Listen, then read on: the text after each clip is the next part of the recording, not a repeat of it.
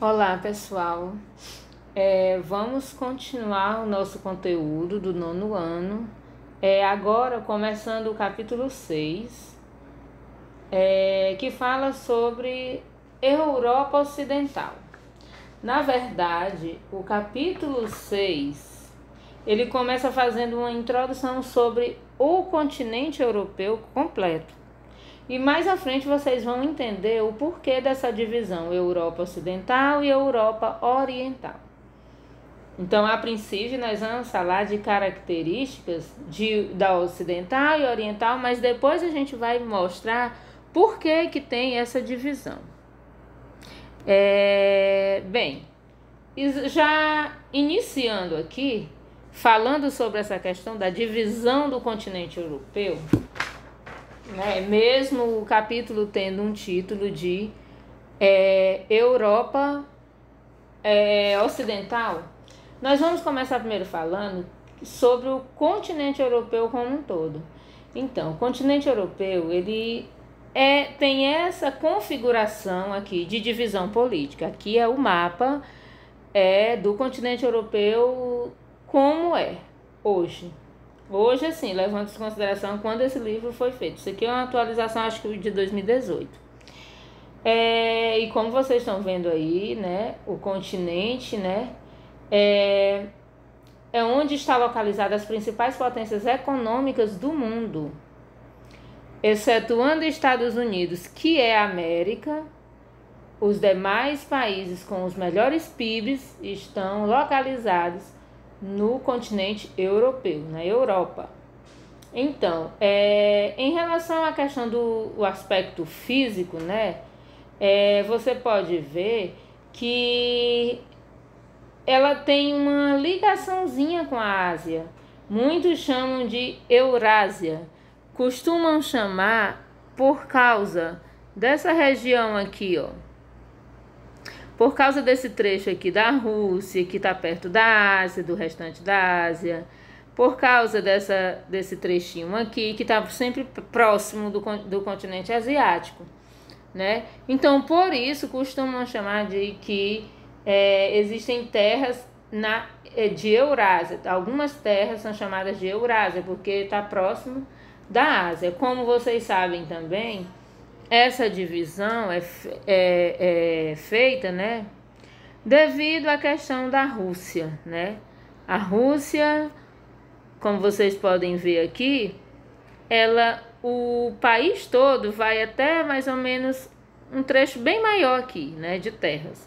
Mas existe essa divisãozinha aqui. E aqui tem uma cadeia de montanhas chamada Montes Urais. Então, a Europa está localizada até os Montes Urais dentro do país Rússia. Então, o continente ele fica meio que dividido, né, por essa cadeia de montanhas. Uma parte da Rússia faz parte da Europa, a outra parte faz parte da Ásia. Outra questão também são as rotas, né, que muitas rotas comerciais que existem aqui no Mar Negro, Mar Cáspio, então, Mar Mediterrâneo. Então, toda essa junção faz com que seja o local das maiores rotas, não é isso? Maiores rotas econômicas e comerciais. Aí aqui vem o mapa da regionalização em Europa Ocidental e Europa Oriental. Então, vamos entender por quê. Na página 351 diz que a Europa ela é regionalizada, sim, baseando-se nos critérios geográficos, né? O clima, a vegetação. Mas tem um outro tipo de regionalização, que é essa regionalização aqui entre Europa Ocidental, que aqui no mapa está marcando de cor laranja, e Europa Oriental, que está marcada aqui de um rosé. Por que essa divisão? Essa divisão leva em conta aspectos históricos e políticos de quando a Europa, parte dela tinha como bloco, ou como bloco não, sistema econômico, o socialismo, e a outra parte, o sistema econômico capitalismo. A Europa Ocidental, que é essa que está em laranja, era a Europa capitalista, e a Europa Oriental, que é essa que está em rosé, era a Europa socialista. No período quando ainda existia esse socialismo e capitalismo, foi aquele período de 1947 até 1991 chamado de Guerra Fria, uma guerra ideológica entre esses sistemas econômicos, né? Capitalismo e socialismo. Então, todas essas nações aqui, todas essas nações que estão marcadas de rosé, no período da Guerra Fria, elas se juntaram e formaram como se fossem um só país, chamado União das Repúblicas Socialistas Soviéticas, URSS. Então, esses países aqui eram o que a gente conhece de União Soviética, que a gente chamava de União Soviética. Por que eu digo chamávamos? Porque hoje o socialismo quase que existem bem poucos países, e na Europa todas essas nações aqui já em 1992 elas formaram a CEI, né, que é a Comunidade dos Estados Independentes. Elas se tornaram independentes e deixaram o socialismo. Bem, então já a Europa Ocidental, que é essa que está em laranja, é onde estão as principais potências do mundo, na verdade. A Alemanha, França, Itália, Reino Unido foram os primeiros países a aderir à industrialização. Na verdade, a primeira revolução industrial começou aqui, né? Na Inglaterra, que hoje é o Reino Unido. Onde está o grupo G7, são as 7 maiores economias do mundo. Claro que a gente sabe que os Estados Unidos é a primeira e os Estados Unidos é a América. Então, a gente já conta aqui a partir das outras, né? E então, as características, essas duas Europas, essas duas divisões, elas têm características. Enquanto uma era socialista, tinha uma economia mais agrária, né? Principalmente em alguns trechos aí da Rússia, Ucrânia, já tinha uma outra Europa que era bem mais capitalista e mais industrializada. Aqui nós temos o mapa do relevo e hidrografia. O que a gente pode falar? Quais são os aspectos do relevo?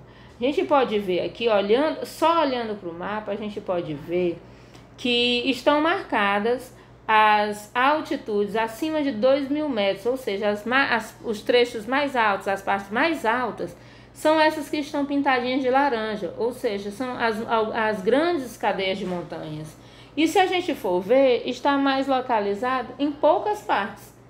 Ou seja, em questão de características gerais, o continente europeu tem um relevo, na sua maioria, de planície. Qual é a cor predominante? Não é o verde?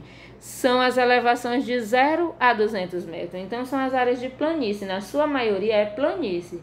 Mas existem, sim, áreas elevadas, como os Montes Cáucaso, os Alpes, os montes Urais, que é o que divide, né, no caso, a Rússia, os Alpes escandinavos.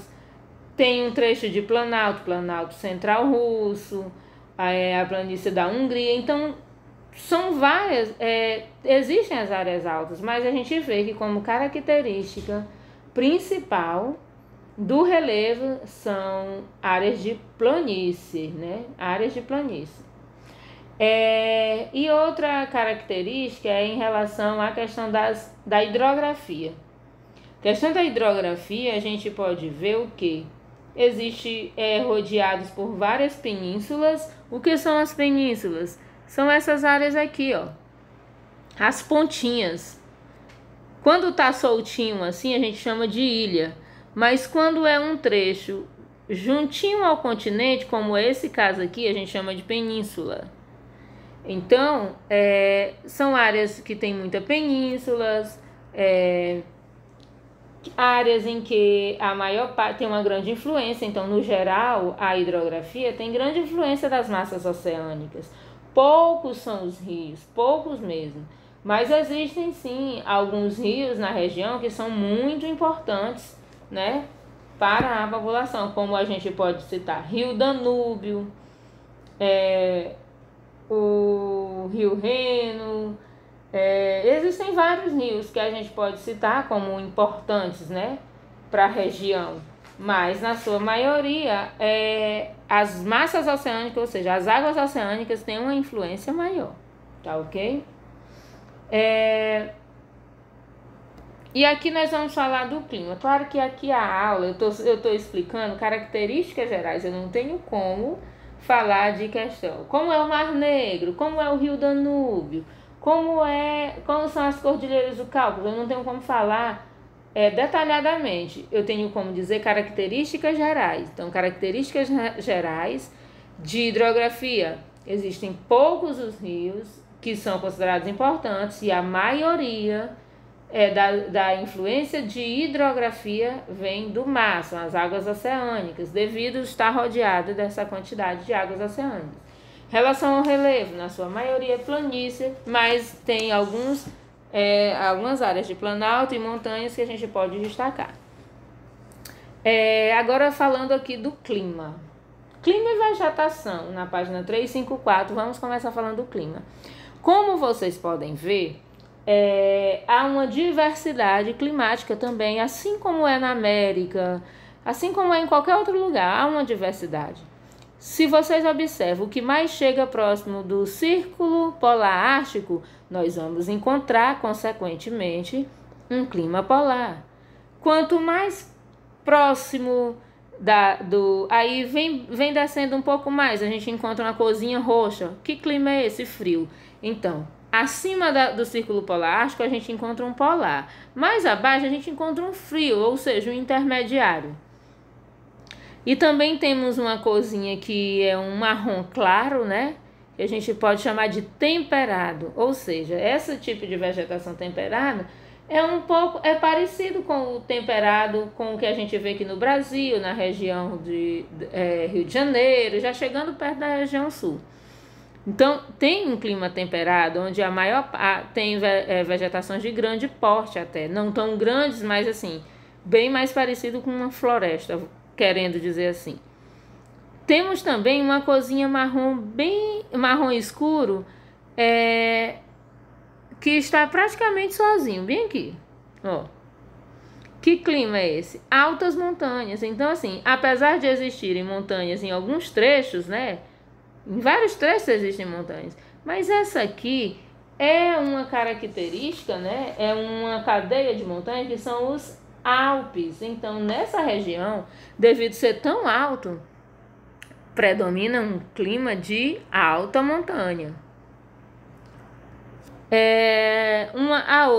O outro clima, um que está de vermelho, é mais mediterrâneo, mais próximo do mar, uma vegetação que já não é tão grande, mas é verdinha e mais úmida. Temos também um clima semiárido, não é tão seco, não é um deserto, mas como ele pega algumas características de regiões mais afastadas, indo mais para se aproximando da linha do Equador, não chega tão próximo, mas se aproxima um pouco. Então a gente vê que é uma região que não chove muito, tem uma influência marítima, mas tem é como se ele estivesse no centro e não pegasse tanto aquela umidade. Então é uma região mais semiárida. Então, no geral, há essa diversidade, mas a gente pode fazer essa análise.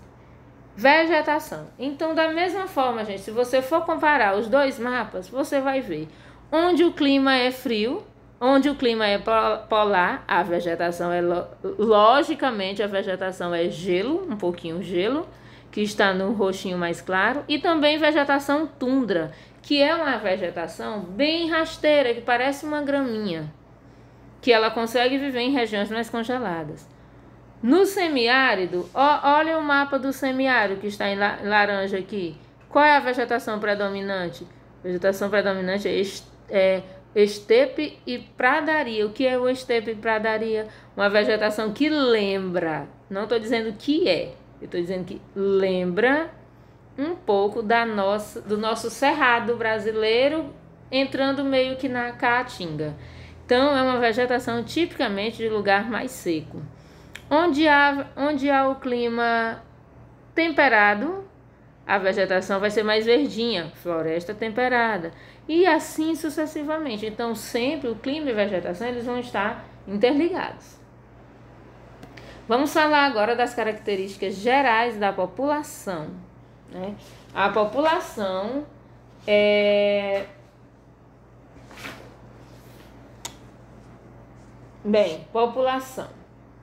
População da Europa Ocidental.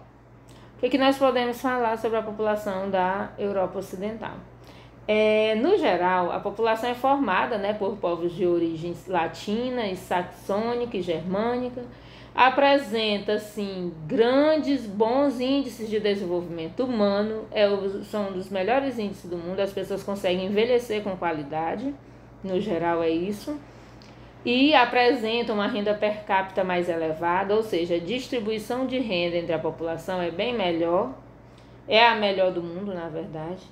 E atualmente, né, baixas taxas de mortalidade, baixas taxas também de natalidade, por conta de não nascer tanta gente, as mulheres, né, começaram a se inserir no mercado de trabalho. Isso fez com que a população envelhecesse e conseguisse passar a mais de 80 anos com qualidade. Como vocês podem ver nesse quadro, vocês veem que a expectativa de vida aqui de todos, da maioria desses países, aqui está colocado de alguns, mas a maioria é acima de 80 anos. E isso é expectativa de vida com qualidade. Também ele mostra aqui o IDH desses países. O IDH desses países é sempre acima de 8. Todos, na verdade, 0,9. Então, quanto mais vai se aproximando de 1,0, ou seja, a partir de 0,8 já é bom, já é um índice de desenvolvimento muito bom. Então, por aí vocês tiram que a característica desse lugar, né? Todo esse processo, pelo fato de a industrialização ter começado lá, isso favoreceu e fez com que eles saíssem na frente dos demais países do mundo. Eu trouxe aqui também, para mostrar a questão do envelhecimento, um exemplo da pirâmide da Noruega em 2017 e da Suíça em 2017 também.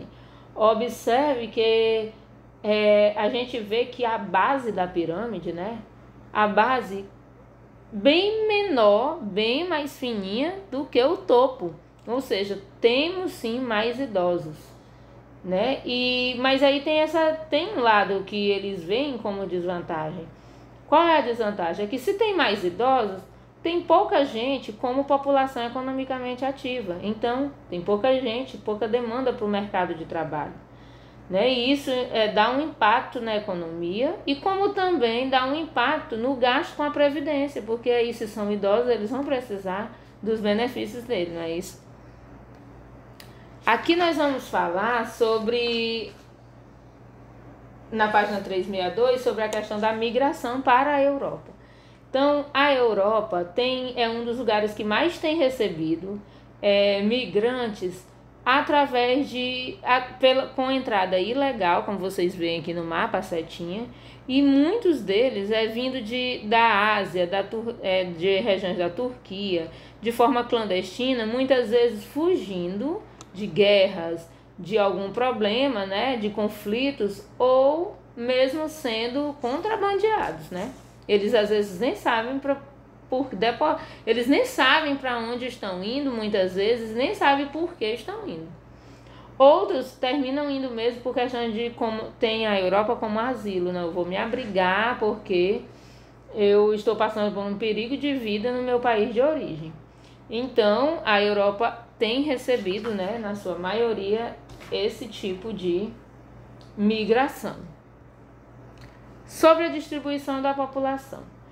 a gente olhando o mapa aqui, a gente vê que a cor mais escurinha é o local que tem mais de 100 habitantes por quilômetro quadrado.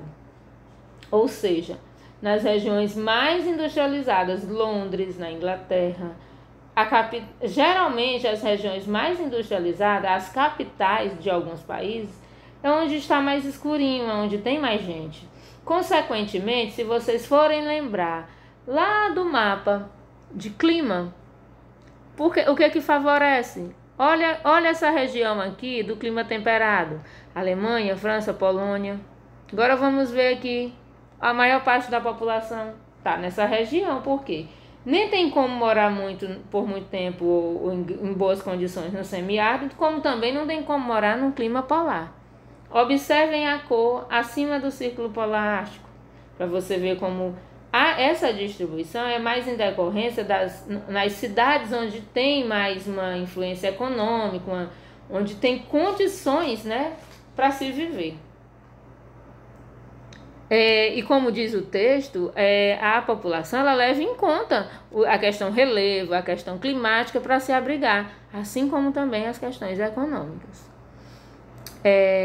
Nós vamos falar agora dos espaços rural e urbano. O que a gente pode dizer? Que a Europa Ocidental, na página 368, Europa Ocidental, que é aquela Europa que é capitalista até hoje, que sempre foi, tem mais produtividade, tem mais modernização, tá? Então é uma área que consegue ter um espaço rural bem mais diversificado. Não é uma agricultura simples, não, eles fazem grandes produções, como traz aqui o exemplo, né, da alta produtividade na Holanda, né? Então, assim, os grandes moinhos, as grandes áreas de cultivo de gêneros agrícolas, eles têm condições para isso.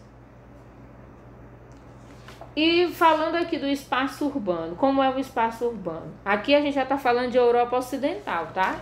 Então observem bem. Aqui a gente está falando de distribuição, ó. Tudo é ocidental, viu? Até aqui, ó, vou passar aqui para vocês de novo. Aqui a gente fala da Europa como um todo. Até aqui é a Europa como um todo, até clima, até vegetação. A partir daqui, quando vai falar de população, a gente está falando só da Europa Ocidental, aquela Europa rica, a Europa capitalista. Aqui, característica da população é ocidental. A questão da distribuição também, a gente está falando mais da ocidental. E aqui do espaço rural também é ocidental, da Europa Ocidental, aquela Europa que é industrializada, que é capitalista. E do mesmo jeito o espaço urbano, né? Assim como o rural, o espaço urbano é um dos espaços que tem um grande nível, alto nível de urbanização. Por quê? Isso vem de longe. Depois da Revolução Industrial, as cidades a tendência foi crescer. No início, claro, né, tinha aquele problema com baixa infraestrutura de algumas cidades, mas ao longo do tempo, né, todo o melhoramento que foi tendo, a mudança, a forma de eles produzirem, né, isso fez com que as cidades apresentassem os maiores núcleos urbanos do mundo, tá? Então, aqui mostra como era a Inglaterra, Londres, né, no século XIX e como está o mesmo trecho em 2018, né? Então, bem diferente. Hoje, os parques ambientais, os rios, eles são realmente lugares que servem de visitação, são bem mais, vamos dizer assim, preservados, mesmo estando no espaço urbano. Tá ok? Aqui é a atividade da aula 11 desta aula. Vocês façam da mesma forma, respondam, copiem no caderno, respondam, tire a foto e me enviem, tá ok? Qualquer dúvida pode me procurar.